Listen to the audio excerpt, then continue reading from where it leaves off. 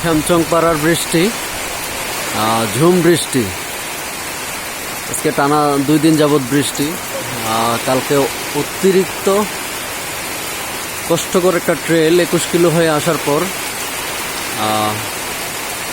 খুবই কষ্টকর হয়েছে, খুবই কষ্টকর।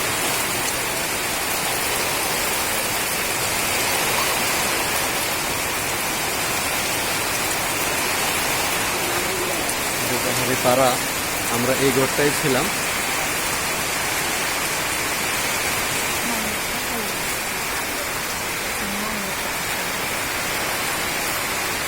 এই যে পাশে রোগান জোড়া,